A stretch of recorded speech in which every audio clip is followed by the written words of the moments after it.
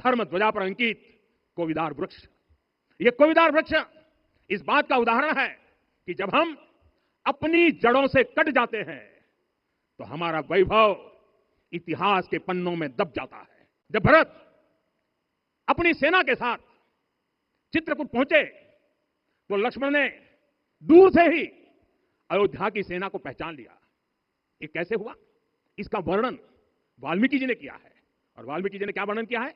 उन्होंने कहा है, विराजित उद्गत स्कंधम कोविदार ध्वज रथे। लक्ष्मण कहते हैं, राम, सामने जो तेजस्वी प्रकाश में विशाल वृक्ष जैसा ध्वज दिखाई दे रहा है, वही अयोध्या की सेना का ध्वज है। उस पर कोविदार का शुभ चिन्ह अंकित है।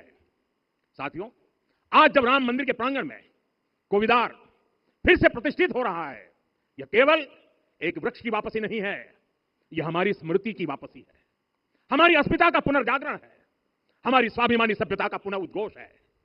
कोविदार वृक्ष हमें याद दिलाता है कि जब हम अपनी पहचान भूलते हैं तो हम स्वयं को खो देते हैं, और जब पहचान लौटती है तो राष्ट्र का आत्मविश्वास भी लौट आता है।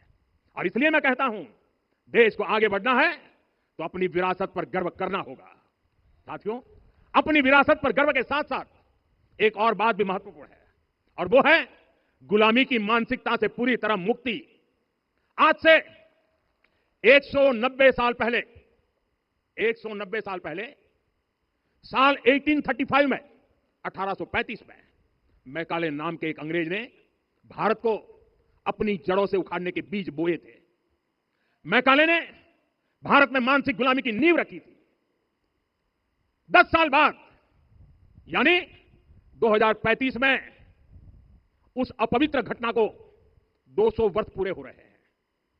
कुछ दिन पहले मैंने एक कार्यक्रम में आग्रह किया था कि हमें आने वाले 10 वर्षों तक उस 10 वर्षों का लक्ष्य लेकर चलना है कि भारत को गुलामी की मानसिकता से मुक्त करके रहेंगे।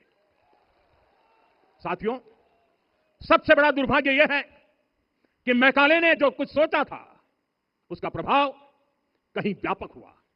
हमें आजादी मिली, लेकिन हीन भावना से मुक्ति नहीं मिली। हमारे यहां एक विकार आ गया कि विदेश की हर चीज, हर व्यवस्था अच्छी है, और जो हमारी अपनी चीजें हैं उनमें खोट ही खोट है। साथियों, गुलामी की यही मानसिकता है जिसने लगातार यह स्थापित किया। हमने विदेशों से लोकतंत्र लिया, कहा गया कि हमारा संविधान भी विदेश से प्रेरित है, जबकि सच यह है कि भारत लोकतंत्र की जननी है, मदर ऑफ डेमोक्रेसी है। लोकतंत्र हमारे डीएनए में है। साथियों, अगर आप तमिलनाडु जाएंगे तो तमिलनाडु के उत्तरी हिस्से में उत्तीर मेरूर गांव है। वहां हजारों वर्ष पहले का एक शिलालेख है। उसमें बताया गया है कि उस कालखंड में भी कैसे लोकतांत्रिक तरीके से शासन व्यवस्था चलती थी, लोग कैसे सरकार चुनते थे। लेकिन हमारे यहां तो मैग्ना कार्टा की प्रशंसा का ही चलन रहा।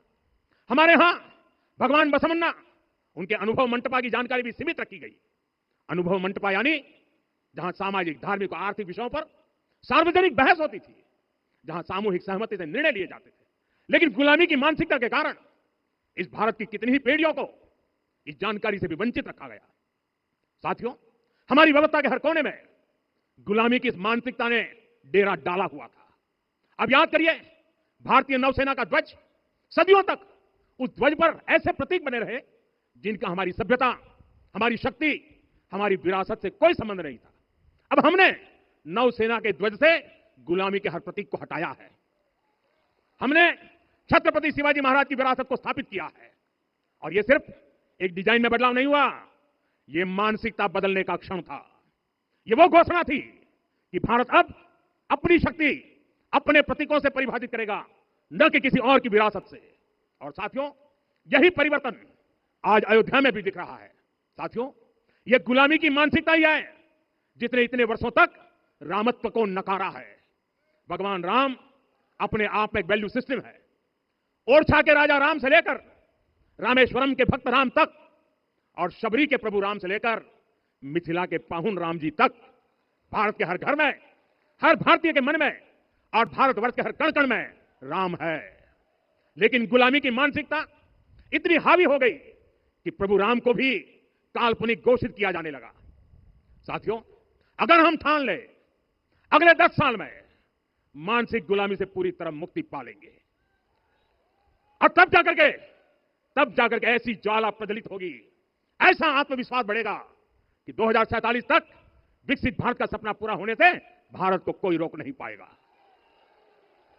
आने वाले 1000 वर्ष के लिए भारत की नींव तभी सशक्त होगी जब मैकाले की गुलामी के प्रोजेक्ट को हम अगले 10 साल में पूरी तरह ध्वस्त करके दिखा देंगे।